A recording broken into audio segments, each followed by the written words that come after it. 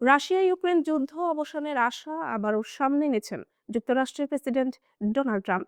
তার বক্তব্য, ওয়াশিংটনের মধ্যস্থতায় একটি সম্ভাব্য শান্তি চুক্তি এখন আগের যে কোনো সময়ের চেয়ে কাছাকাছি। কিন্তু ইউরোপের নিরাপত্তা মহল এতটা আশাবাদী নয়। রয়টার্সকে দেওয়া এক সাক্ষাৎকারে ইউরোপের 5টি গোয়েন্দা সংস্থার প্রধানরা জানান, চলতি বছরে যুদ্ধ শেষ হওয়ার সম্ভাবনা খুবই কম। তাদের মূল্যায়ন, মস্কো এখনই যুদ্ধ থামাতে আগ্রহী নয়, বরং যুক্তরাষ্ট্রের সঙ্গে আলোচনাকে তারা কৌশলগতভাবে ব্যবহার করছে নিষেধাজ্ঞা শিথিল করা এবং সম্ভাব্য অর্থনৈতিক সুবিধা আদায়ের লক্ষ্যে।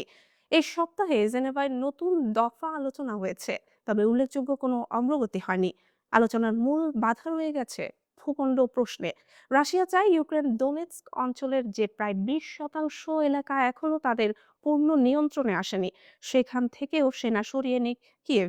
কিন্তু ইউক্রেন তা স্পষ্টভাবে প্রত্যাখ্যান করেছে। একজন ইউরোপীয় গোয়েন্দা প্রধানের ভাষায়, রাশিয়ার কৌশলগত লক্ষ্য অপরিবর্তিত। তারা এখনো ইউক্রেনের প্রেসিডেন্ট ভলোদিমির জেলেনস্কিকে ক্ষমতা থেকে সরাতে চায় এবং দেশটিকে পশ্চিমা প্রভাবমুক্ত একটি নিরপেক্ষ অঞ্চল হিসেবে গড়ে তুলতে আগ্রহী। অন্য এক কর্মকর্তা বলেন, রাশিয়ার অর্থনৈতিক চাপের মুখে পড়লেও ভেঙে পড়ার অবস্থায় নয়, ফলে মস্কো তড়িঘড়ি করে সমঝোতায় যাওয়ার প্রয়োজন অনুভব করছে না। যুক্তরাষ্ট্রের পক্ষে আলোচনায় নেতৃত্ব দিচ্ছেন স্টিভ উইটকফ ও জ্যারেড কুশনার। দুজনেই ট্রাম্পের ঘনিষ্ঠ সহযোগী, যদিও তারা পেশাদার কূটনীতিক নন। এ নিয়েও কূটনৈতিক মহলে প্রশ্ন উঠেছে। ইউক্রেনের পক্ষ থেকে অভিযোগ করা হয়েছে, যুক্তরাষ্ট্র ও রাশিয়ার মধ্যে প্রায় $12 ট্রিলিয়ন সম্ভাব্য বাণিজ্যিক চুক্তি নিয়ে সমান্তরাল আলোচনা চলছে, যেখানে নিষেধাজ্ঞা শিথিলের বিষয় অন্তর্ভুক্ত থাকতে পারে। রাশিয়ার কেন্দ্রীয় ব্যাংকের নীতিগত সুদের হার বর্তমানে 15.5%।